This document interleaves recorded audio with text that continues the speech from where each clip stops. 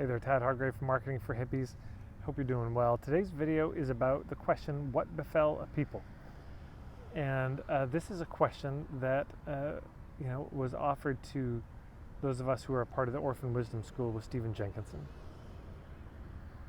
And it's a formulation, it's an attempt to get to some curiosity instead of trying to fix things.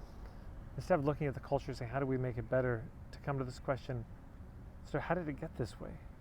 How did we get here? How is it that good people do bad things? What befell a people that this happened? You could ask that question about an individual. What must have happened to this person that they're hurting people? Hurt people. So how did they get hurt? What happened? What never happened? What befell a people that we find ourselves in these circumstances? And if you want to do some deep work on your point of view, this is not a bad place to start. Point of view is your take on, like, why do you approach your work the way you do it? Why do you do your work the way you do it? But even deeper in the point of view is, why is your work even needed? Why is your work required in the world? You help people with back pain? Why do so many people have back pain? You help people with mental anguish, depression, anxiety? Why is that rampant right now? Your understanding of why it's here in the first place is extremely compelling to listen to. If you want to get up on stage and take 5 minutes and talk to me about why I should buy your product and service, I don't give a shit. I could care less. Nobody wants to hear it. Your mother doesn't want to hear it. She loves you. But if you want to get up on stage and say, there's this problem we all know in the world, and here's my take about how that problem started in the world and why it's so pervasive now, I'm very curious about that. I'd love to hear that. And if I like your take on that, I might be leaning in a bit closer to wanting to work with you. We tend to have this evaluation, and I think it's probably a fair one, that if somebody really understands the problem, they also understand the solution.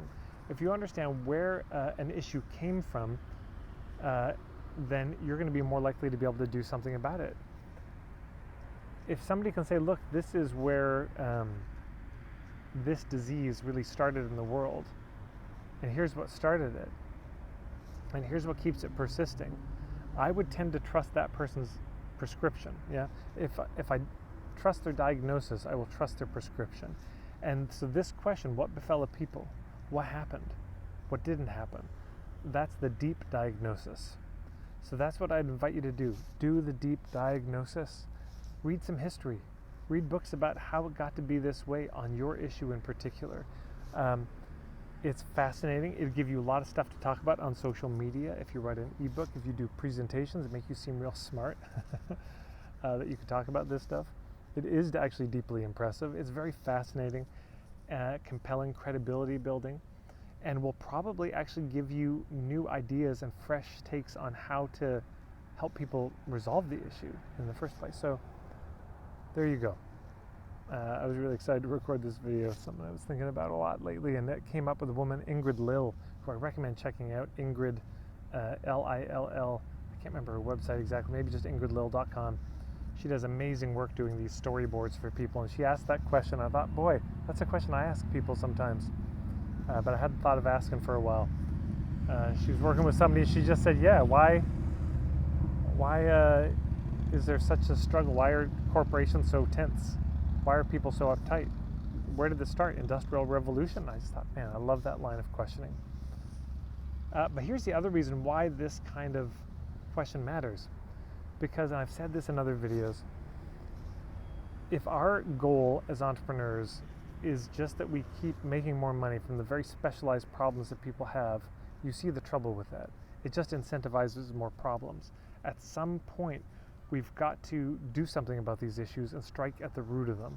Now, that may not be through our business. It might be through some local work, some nonprofit work, social change stuff, a social enterprise, who knows, a society that we create. But we've got to do things that really hack at the roots, but you can't hack at the roots if you don't know what they are. We've got to do something about these issues that goes deeper than just dealing with the symptoms and goes deeper than just dealing with individuals. Because it can be overwhelming. We look at these things and say, oh my God, these are institutional in nature. They're cultural by design in some ways. And, this question, what can I do? I'm just one person. What's the answer?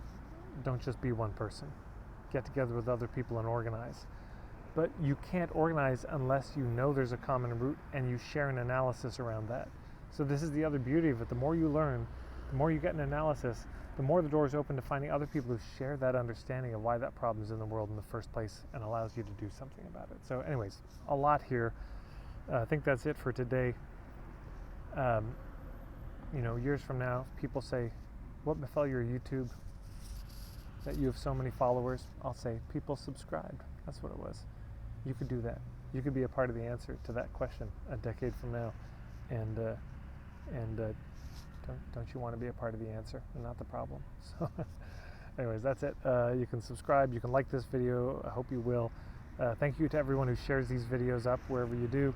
And marketingforhippies.com is my website. I've got a pretty sweet email list, a newsletter you can check out as well. Thanks so much.